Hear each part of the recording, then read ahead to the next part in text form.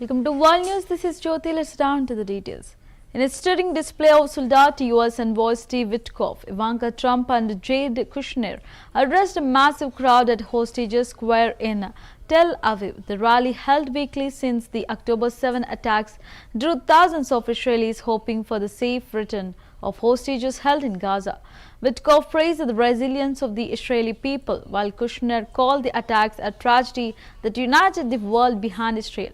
Ivanka Trump delivered a heartfelt message, saying, "We stand with you and pray for your loved ones." The crowd responded with cheers for U.S. President Donald Trump, though some booed Prime Minister Benjamin Netanyahu. Reflecting growing frustration, families of hostages held signs and candles pleading for their return. Organizers expressed hope that this would be the last rally before a breakthrough. The event symbolized unity, strength, and a collective call Prime Minister for Benjamin peace. Netanyahu. Oh.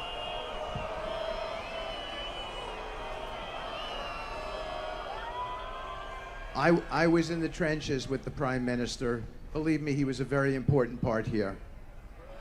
To President Donald J. Trump.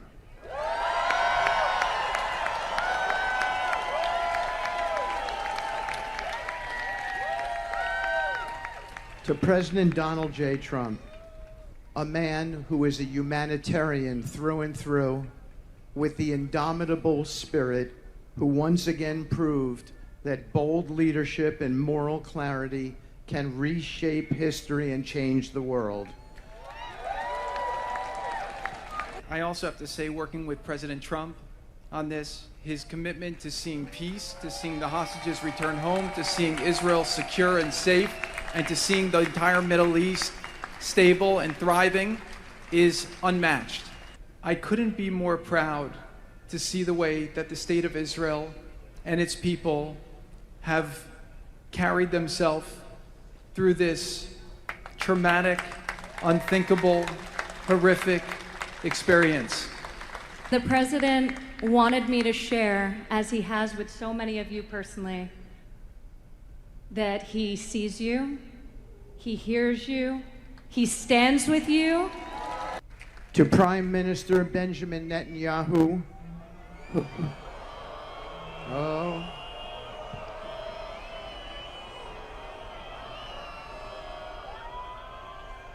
I was in the trenches with the Prime Minister. Believe me, he was a very important part here. To President Donald J. Trump.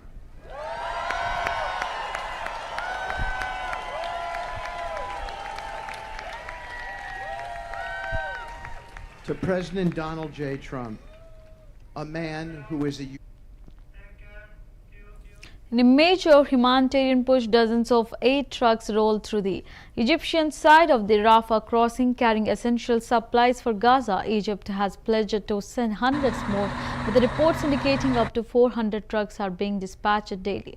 Before entering Gaza, each truck undergoes inspection by Israeli forces at the Kerem Shalom crossing to ensure security complaints.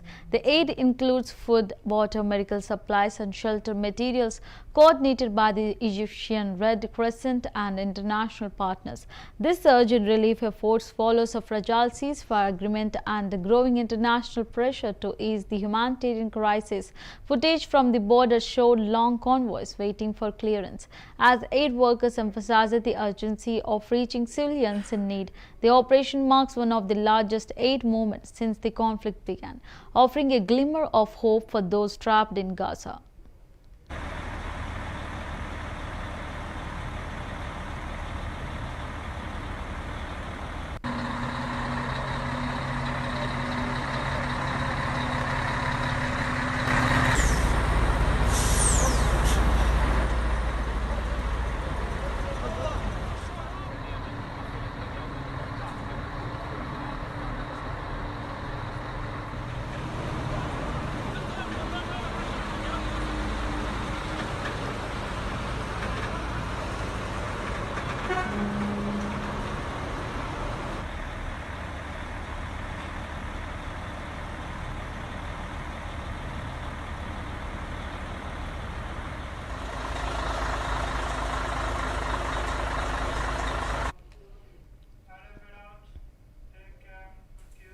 Drone video captured over southern Gaza City has revealed staggering devastation following weeks of Israeli bombardment.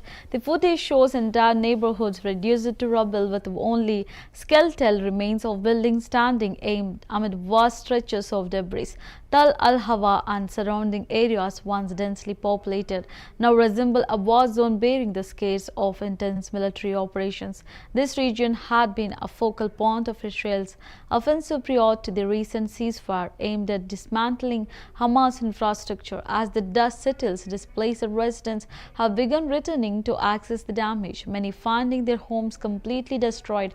The aerial views underscore the scale of the humanitarian crisis, with critical infrastructure, including hospitals and schools, left in ruins. Aid organizations warn that recovery will be long and arduous, as thousands remain without shelter, electricity, or clean water. The ceasefire has offered a brief respite, but the measures serve as a stark reminder of the conflict's toll on civilian life.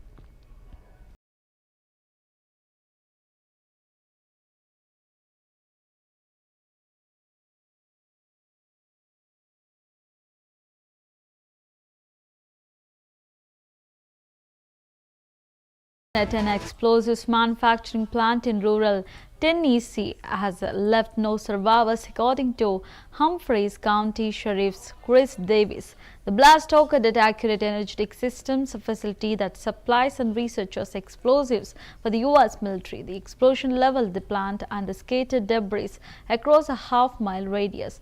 With the tremors felt more than 15 miles away, authorities initially reported 18 people missing, and by Saturday, officials confirmed that all individuals at the site were presumed dead. The exact number of casualties remains unclear, and investigators have yet to determine the cause of the blast. Aerial footage showed the complete destruction of the hilltop facility, and the community of McEwen is now mourning what Sheriff Davis described it as a great loss. Recovery efforts are ongoing as officials continue to search the wreckage for remains and clues.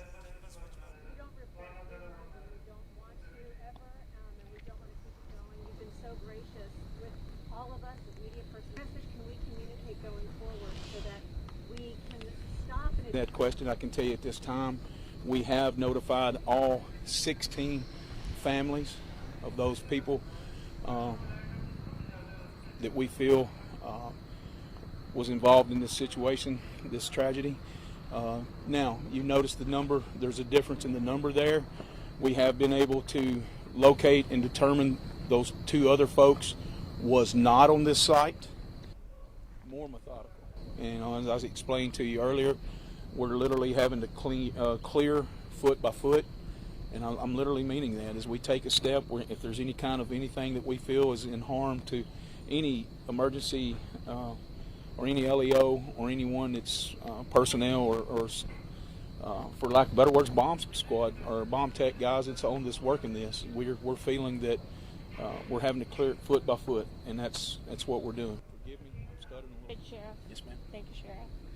My name is Tyra Cunningham. I am the Assistant Special Agent in charge. While this investigation is still in this early stage, at this point, the cause of this explosion has not yet been determined, and we will not speculate.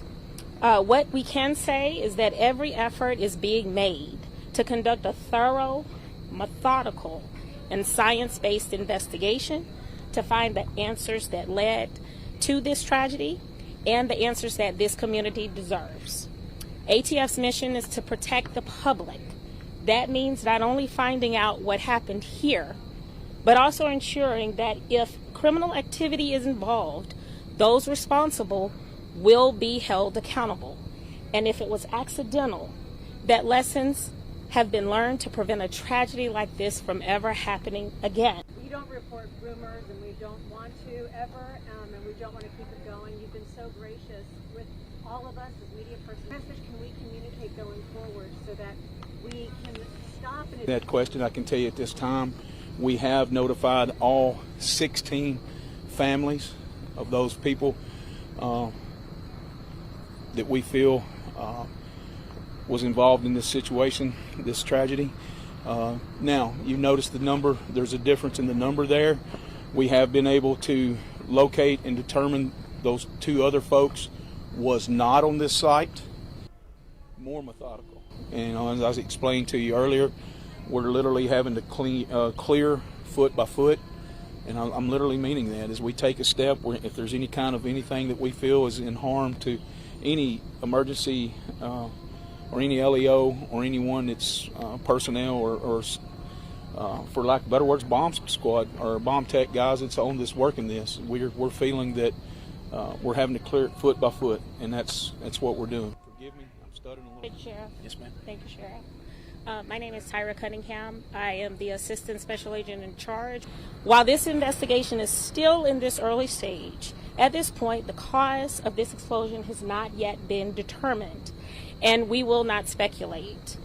What we can say is that every effort is being made to conduct a thorough, methodical, and science-based investigation to find the answers that led to this tragedy and the answers that this community deserves. ATF's mission is to protect the public. That means not only finding out what happened here, but also ensuring that if criminal activity is involved, those responsible will be held accountable. And if it was a replica of Christopher Columbus' famed ship, the Santa Maria, sank off the coast of Puerto Vallarta, Mexico. The vessel's owners confirmed, known as the Maria Galanta. The ship was built in 1987 and officially launched in 1992 to commemorate the 500th anniversary of Columbus' arrival in the Americas. The company stated that the sinking occurred during maintenance operations and no injuries were reported. The Maria Galanta had long served as a tourist attraction, offering historical reenactments and pirate-themed cruises. Authorities are investigating the cause of the incident, while efforts are underway to assess the environmental impact and determine whether the ship can be salvaged. The loss marks the end of a decades-long tribute to one of history's most iconic voyages.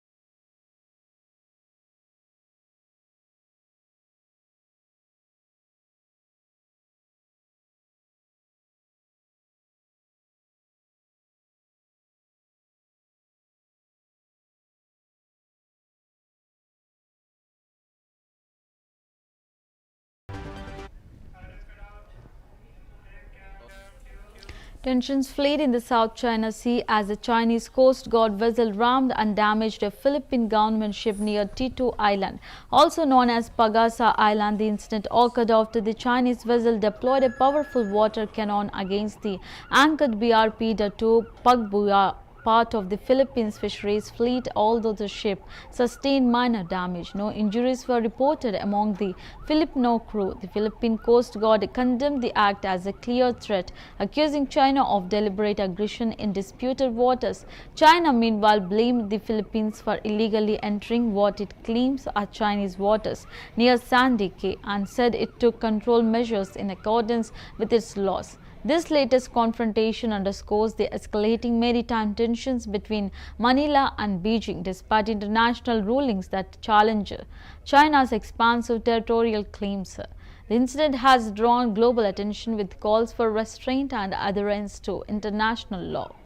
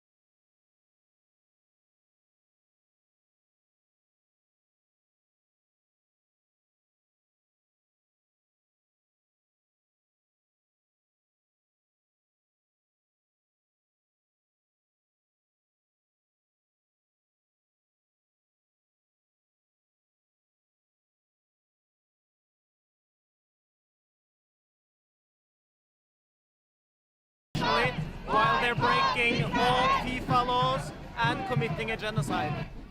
From the river to the sea! From the river to the sea! Palestine will be free! Palestine will be free! Palestine will be free! Palestine will be free! Palestine will be free!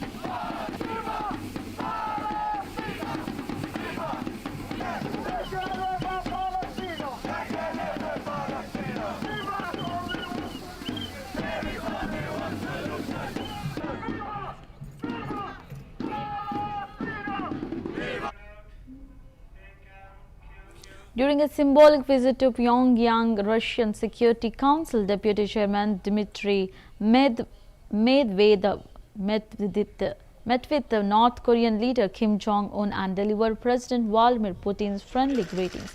In a gesture rich with the historical resonance, Medvedev presented Kim with an archival letter written by DPRK founder Kim Il-sung to Soviet leader Joseph Stalin. The meeting, which included a warm embrace between the two leaders, took place amid celebrations marking the 80th anniversary of North Korea's ruling Workers' Party.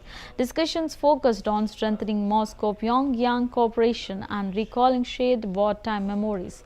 The exchange underscored deepening ties between Russia and North Korea as both nations face mounting pressure from Western powers. The visit was seen as a reaffirmation of strategic solidarity and historical connection.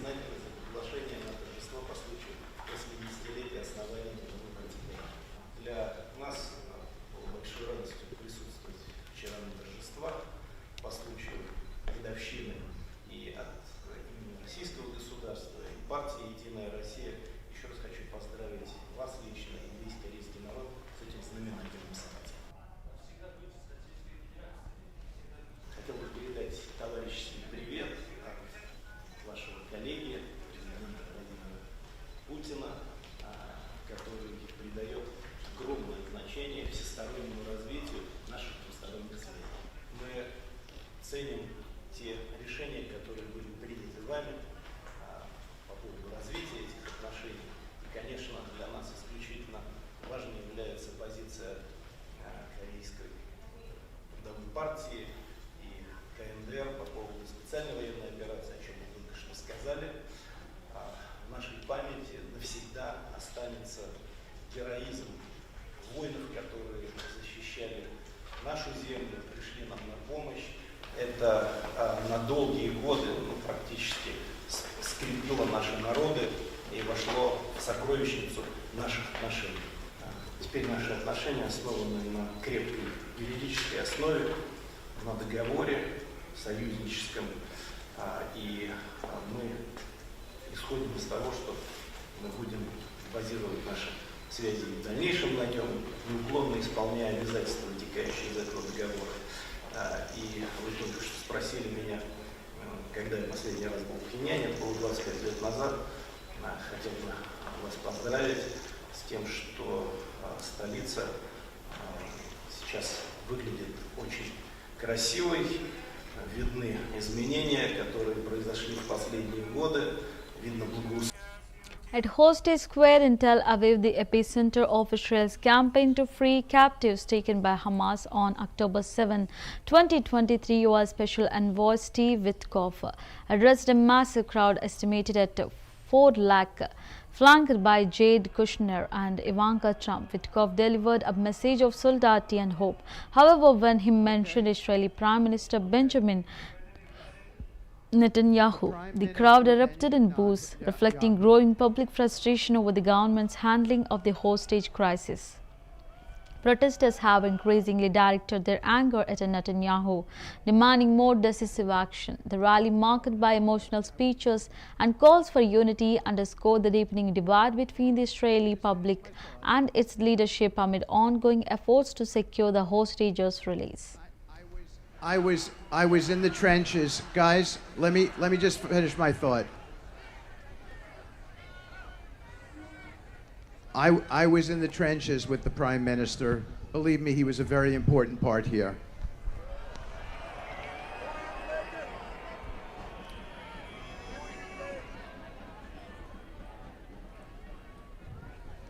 The Prime Minister and his staff, Ron Dermer included, have both okay. Okay. Have both sacrificed so much for this country and devoted their lives to the service.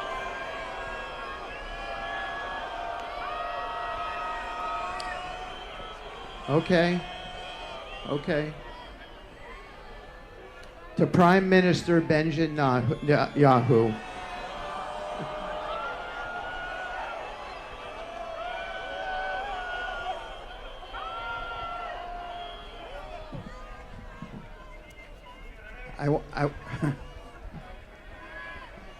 okay.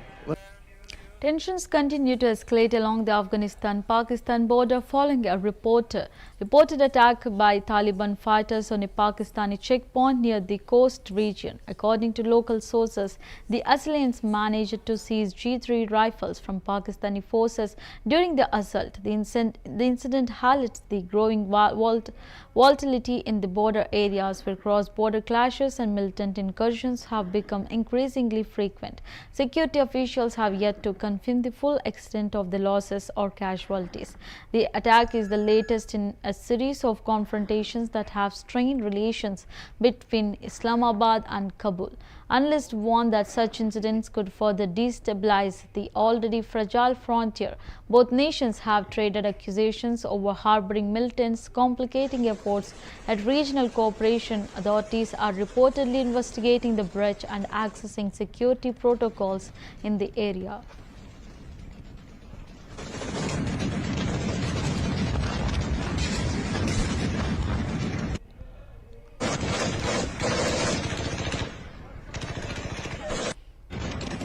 نورين كدير كده بدرولي ما شاء الله الحمد لله ده غلمت سامان دربنتو تبتي وسوني تبتي بيبالك يا بتي نستا غشي كان نصاب مباركي در تمايو على فك دي استري خبرني منظرك سلام المنظور سرا شاي تراول تدا بتي وسوني سام بتي تراك جي توني سام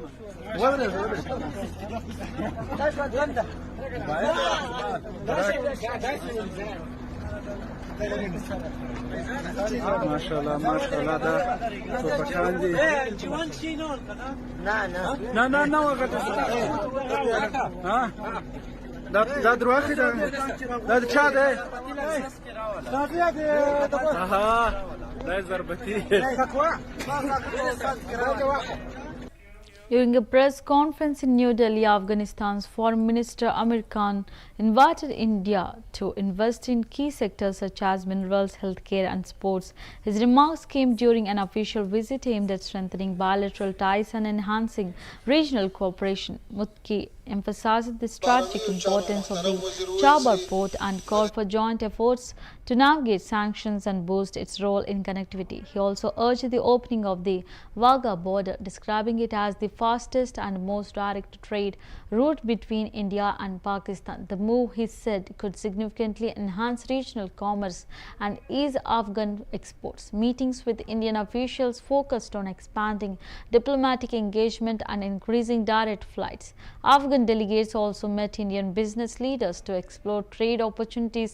The visit signals Kabul's intent to deepen economic and strategic ties with New Delhi.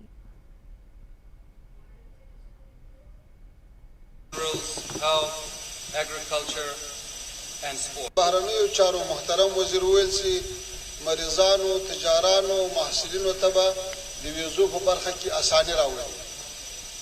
And the Indian Foreign Minister also showed readiness for facilitating visas for health, trade and students, for education. موږ په دې ناسته کې هندي لوري په افغانستان کې پانګونې ته راوباله په ځانګړي ډول د معدن صحت کرنې زراعت او سپورټ په برخو کې We also invited the Indian side to invest particularly in minerals, health, agriculture and sports. او موږ همداراز د چابهار بندر په اړه خبرې وکړې چې څنګه له دغه بندر څخه مؤثره استفاده وشي د بندیزونو په اړه په مشترک ډول په کار کولو پریکړه وشوه چې د دې لارې کې سهولتونه رامنځته کړو We also discussed the Chabahar port and how to make more.